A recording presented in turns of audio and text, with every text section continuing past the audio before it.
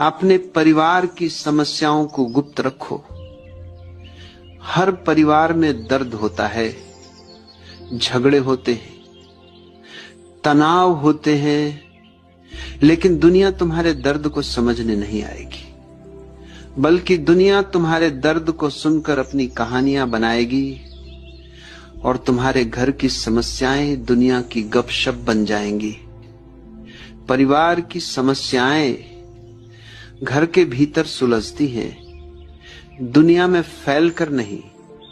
जो इंसान अपने परिवार की बातें बाहर ले जाता है वो परिवार को कमजोर करता है, और खुद को भी। दर्द को बांटना गलत नहीं, लेकिन सही व्यक्ति के साथ बांटो, उनके साथ जो तुम्हें समझते हैं, न कि उनके